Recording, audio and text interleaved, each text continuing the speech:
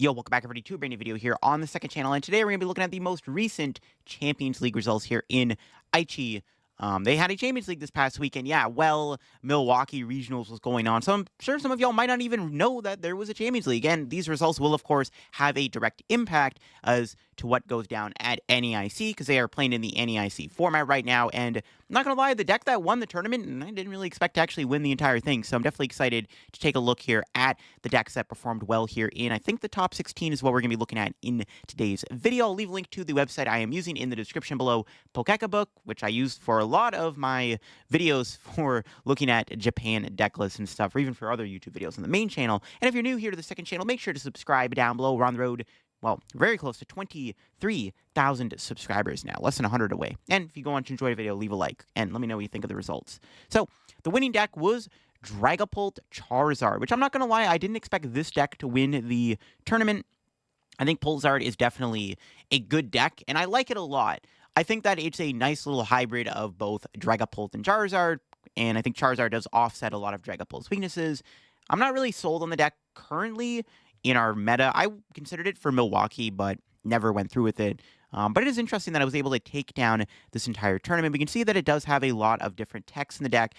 We have the Dragapult line in there. The Draclo gives you a lot of extra draw, and then you have the Charizard in there. A lot of Charizards, actually. Well, 2 Charizards, but a lot more Charmander and Charmeleon. Usually, Pulsar plays a 2-1-2 line of Zard, and then the heavier Dragapult count, where this build is kind of splitting the difference between the two. But the main thing is the tech cards. We got Monkey Dory in the deck, which I'm a big fan of in Pulsar. We have the Psyduck in there, which I don't know if we're going to be getting the Psyduck with the Destined Rivals set. I don't think we are, but Psyduck is good against Dusknoir, and then there's Shaman for protection from the bench snipers, and then also there's the one prize Shiyu, which is a very powerful card. I can't unfortunately click on it in the thing here, but Shiyu does have an attack that allows you to do 140 damage if one of your Pokemon were knocked out during your last turn. So it's a good way to knock out Goldango in one hit. So it's an interesting Pulsar list here. Also playing at the brand new Stadium card, Team Rocket's Watchtower, which is very good against colorless Pokemon like Pidgeot, Noctowl, stuff like that. So pretty powerful little deck here. Is this going to be the best way to play Dragapult in the Destined Rivals format? I'm not too sure. I think straight Dragapult will still probably be better, but Pulsar definitely does have its merit. It is a very powerful archetype, and some decks don't really have a great way to deal with Charizard, and Charizard, like I said, can help offset some of Dragapult's weaknesses. The deck also plays a Prime Catcher, which is nice. You're able to have an extra Gust card alongside the Counter Catcher of the 2 Boss's Orders. Only 1 rare candy, though, but this deck does kind of play a bit slower, though. It doesn't really try to go super fast. It does play 2 Team Evos with the 4 Arvin to set up your board. And then you kind of go off with the Zard and the Dragapult and stuff. Bit of a slower approach, but this deck is powerful.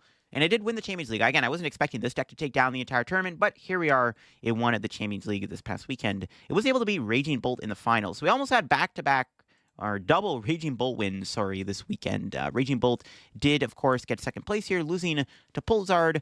Kind of makes sense, because Raging Bolt does struggle a little bit against Charizard, though this build definitely does have answers to it. Obviously, Charizard's a bit weaker now without Radiant Charizard being as effective. The deck also plays Iron Leaves and Tail Mask Ogerpon, so you have 2 really good ways to KO a Charizard, and, of course, you still have Raging Bolt, which can handle the Dragapult. But, of course, Raging Bolt does have its inconsistencies against a deck like Charizard anyways. And we saw that Charizard was able to beat this deck in the finals. But it is, Raging Bolt. We see the Baby Bolt in there, the Koraidon, and the Slitherwing. So a lot of 1 prize options in the deck here. We do have the Iron Leaves, like I said, in the deck as an extra attacker, but also like a free switch card, I guess. Still plays the Noctowl engine, obviously, which kind of have to play in Raging Bolt right now. Has the Area Zero, Jamming Tower split. Like, everything usually just kind of checks out here. There's no judge. It's a bit different than what we saw Christian Labella play to Milwaukee. But Raging Bolt definitely had a pretty good showing this weekend. We did have a Charizard Terapagos deck here in the top 4 also. So Charizard kind of making a bit of a comeback in this format, which is surprising to see, considering I think Dragapult will still be very prevalent. So I'm not sure Charizard is really going to, be that good for NEIC, considering Dragapult is still going to be everywhere. But we are seeing 2 Charizards in the top 4 here. This one is a bit of a different build. It's not Dragapult. It is the Noctowl Terapagos build, which You can use Noctowl's ability to set up your board, get your rare candies. A lot of stage 2s in the deck. We got the double Pidgeots in there, the Dusknoirs in the deck also alongside Charizard. So a lot of stage 2s in this deck, like I said. But yeah, the deck's powerful. I've tried Tropical's Charizard myself. I do like it. I probably would have brought it to Atlanta if Dragapult didn't skyrocket in popularity, because this deck doesn't beat Dragapult at all. Like, it's an abysmal matchup, and we'll see if Charizard can continue its success into NEIC, because we saw Pulsar, which I think is probably the better way to play Charizard over the Tropicos build, but the Tropicos build is definitely really cool too. And okay, never mind. We got another Charizard in top 4. I did not realize this much Charizard in top 4, but the heck. I thought it was going to be like a Dragapult deck or something. No, but yeah, we got another Charizard in top 4. This is another different variation of the deck. So 3 different takes on Charizard in this top 4. What the heck? We got Tropicos Charizard, Pulsar, and now we have just the classic Pidgeot, Dusknoir, Charizard deck, with just some extra little baby Pokemon like Cleffa, Budew, and of course the new Shaman for the bench barrier. And the A-Spec being Max Belt, I do like that. I think Max Belt is probably the best A-Spec for Charizard still. It just lets Charizard do some insane knockouts out of nowhere. Really good against decks like Golden Go and Dragapult specifically. It's crazy to see Charizard do this well. What the heck? I did not expect more than half the top 4 to be just Charizard decks. Kind of crazy to see. Where's the Dragapult at, bro? What the heck? Surely Dragapult is still BDIF of this Destined Rivals meta, right? Wild to see this much success for this deck. Crazy to see that, but yeah, Charizard looking pretty good still, I guess. We'll have to see if it can continue this going into NEIC, because 3 different variations is insane. I think, again, the Pulsar build is still probably the strongest version of the deck, for sure. But, you know, the Tropicos and the normal Pidgeot classic build, you know, still pretty cool decks. Now, another new deck we got to look at here is the Marnie's Grimmsnarl deck. Now, Marnie's Grimmsnarl is looking like it's going to be a pretty solid new archetype, considering in the last video I did where I looked at lists from Japan, we actually saw a lot of Marnie's Grimmsnarl Frostlass decks do well. So this deck's pretty popular right now in Japan, and it was able to get top 8 at the Champions League, of course. Frostlass is a cool deck, right? A lot of cool spread options, but when you add Grimmsnarl in the deck, you get another really big attacker. Grimmsnarl does have an ability. When you can evolve it, you can put up to 5 Dark Energy from your deck to your Marnie's Pokemon any way you like. So you just build up a bunch of your Marnie's Pokemon, and you build up your Grimmsnarl, which has an attack for 2 Dark Energy. It does 180 damage and then 30 damage to a bench Pokemon. And of course, combine that with the spread power of Monkey, Dory, and Frostlass, you can put a lot of damage on the board out of nowhere. It's sort of like, it's not really like it, but it's similar to Dragapult. You are a bit of a spread deck, obviously. You're not as strong as Dragapult, but you do have similar traits where you're trying to just spread a bunch of damage on the board. Just have the Devo in the deck. The Monkey Dory's in there, the Budews. You can still kind of lean into like that Frostlass, Budew, Monkey Dory deck approach, but then of course you'd have the option to then, you know, attack with the heavy count of Grimmsnarl. Also has 330 HP, so it is quite bulky, though obviously Frostlass will take away at it. This deck only plays a 2/2 line of Frostlass, but it's still a nice little spread deck, and considering this deck has had a good amount of success in Japan, I wouldn't be surprised if this deck translated pretty well when it does release in Destined Rivals. We had a Gardevoir deck in top 8. Obviously, you know, Gardevoir, really powerful archetype. Not surprised to see it in top 8 here. Did have to compete with a lot of Charizard and Grimmsnarl, though, which is not great. And maybe that's why we are seeing Charizard and Grimmsnarl do so well. Maybe a lot of people just play Gardevoir to this tournament, and that influenced a lot of people to be like, you know what? Gardevoir won the last Champions League. Gardevoir is one of the best decks right now. Let's play a deck that just beats Gardevoir. I'm going to play Grimmsnarl. I'm going to play Charizard variants. These all beat Gardevoir, and I guess that's what happened here. We saw Gardevoir still in top 8. Gardevoir is still very powerful regardless. This build, though, is interesting. It has no Drifloon. It's playing 2 Screamtail, 3 Monkeys, Mew, and Clefairy. The obvious partners, but yeah, no Drifloon. Does also play Devo in the deck, and a couple Team Evos, and some Team Rockets Petrels in the deck here, as well as just like 4 Research, 4 Iono. We've seen like Brent Tonneson play, so bit of a different list here, a bit of a different take on Guardy, but Guardy, really powerful deck. I mean, it's still looking pretty good for NEIC, not gonna lie. Looking ahead into the format, I don't think we're gonna see this much Charizard, and I don't even know if the Marty's Grimmsnarl deck is gonna be anything more than just like a tier 2, tier 3 deck at most. You know what I mean? So Gardevoir will still probably be fine. It'll still probably be one of the top 3 decks for NEIC.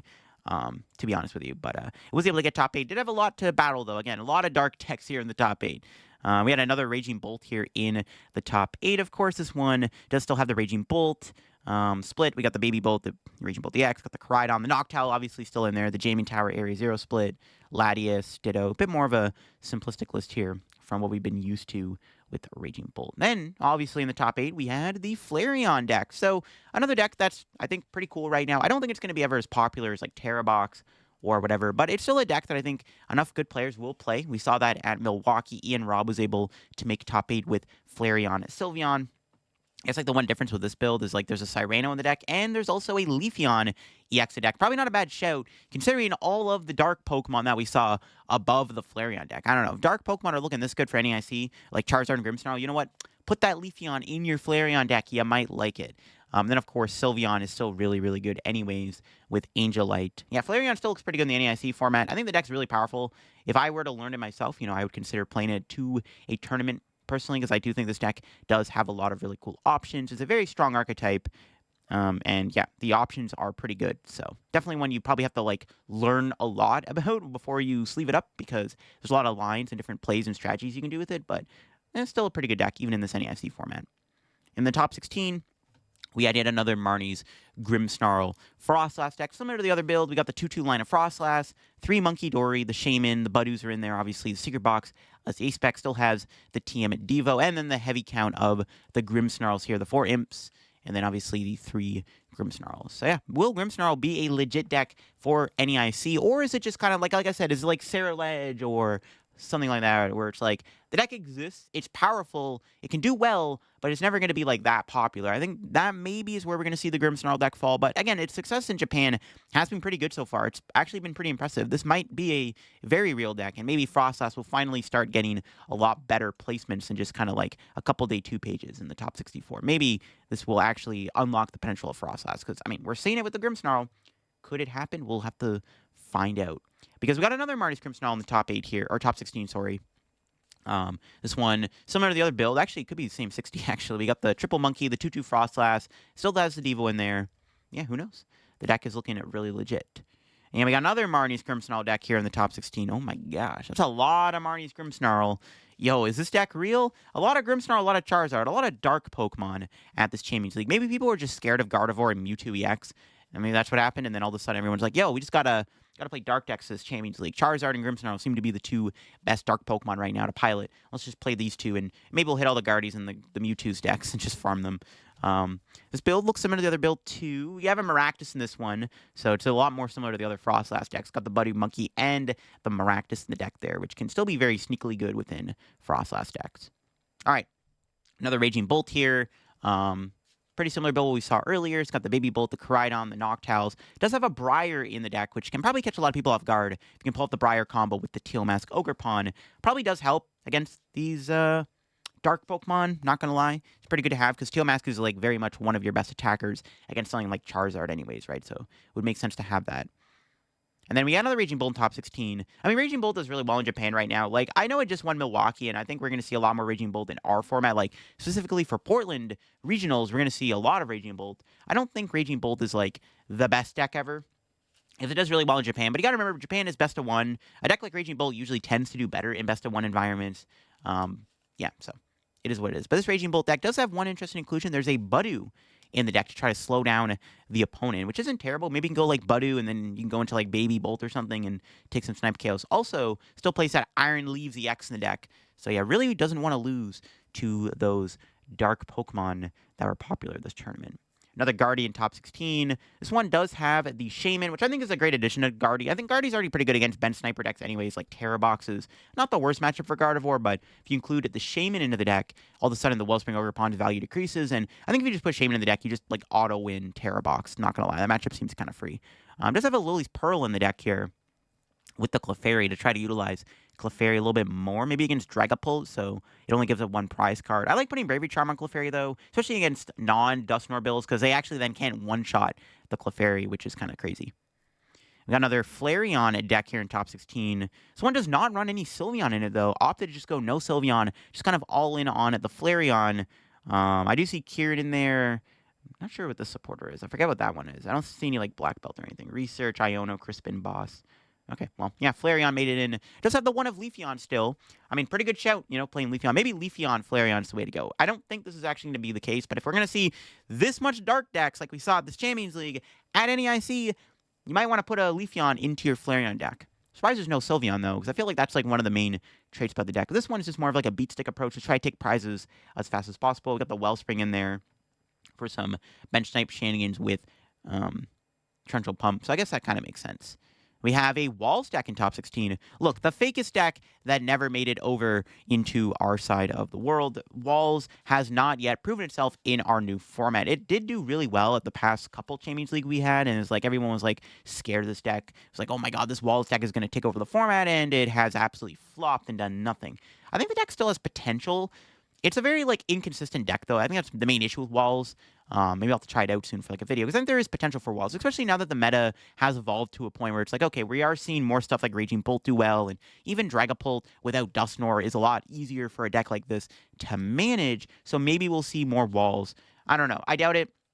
The deck does well in Japan, maybe just because it's best of one. You can get a lot more cheap wins with this deck overall. Because in best of three, I think this deck's a bit easier to counter. Also, like I feel like Gardevoir just absolutely farms the deck. Even though you do have like Farigiraf, Gardevoir just destroys this deck, basically. It's like pretty hard to lose with Gardevoir against Walls. And those are all the decks we have available from this recent Champions League. It was this weekend, so I'm surprised we don't have any other list to look at here. But, you know, it's a pretty good little sample size, I guess. The big surprise was there was no, like, pure Dragapult decks in the top 16. We saw Pulsar, which did win the tournament, but, you know, it's not really, like, the most common Dragapult deck, right? You know, you're expecting to hit more Dusknoir Pulse or, you know, straight pulls as opposed to Charizard Dragapult. But we saw a lot of Charizard. Charizard was a very good deck for this tournament, apparently. There's three in the top 4. 3 different variations of the deck, too, which is kind of crazy. Now, will this actually impact NEIC's results? Maybe. I don't think, like, it just really depends, because I think we're still going to see just a lot of Dragapult domination at NEIC. I don't think Dragapult is going anywhere. So, I don't think Charizard is actually going to be that good. I think if you're going to play Charizard at NEIC, honestly, just play the Pulsar deck. I think it's probably the best way to play Charizard still. I think these other variations of Charizard, like Pidgeot Charizard and Tropicos Charizard, they're strong decks, but with all the Dragapult going around, they're just not going to beat it, right? That's the issue with these two decks. Specifically the Noctowl build. This build just doesn't have a good matchup into Dragapult at all. It's like 20-80. Pidgeot, yeah, I could see it actually taking Dragapult down. We'll have to see, though, if the Charizard decks actually translate to a good result at NEIC. Because I think we're still going to be in a meta where it's like, we're going to see a lot of Dragapult, we're going to see a lot of Gardevoir, probably Golden Go 2. Raging Bolt will probably be pretty popular now that it's on the map again after Milwaukee. But it was cool to see the Grimmsnarl deck be so dominant. This was a very dark-dominated Champions League. So, interesting results for sure. Let me know what you think of them down below in the comment section. Do you think these results will impact NEIC? Do you think Marnie's Grimmsnarl is a very real archetype to look out for? Do you think it could be like a top 5 deck in the format during NEIC? Or do you think it's just, like I said, kind of like a Sarah Ledge type deck where it's like, the deck exists, it's cool, it's strong, but it's never going to be anything super popular or played by the best of players, considering there's other decks like Guardian Dragapult existing in the meta? Let me know what you think of that all in the comment section below. If you're new to the channel, subscribe down below. Once again, I'll leave a link to Pokeka book down below if you want to go check out the deck list for yourself. Catch you on another video very soon. Bye-bye.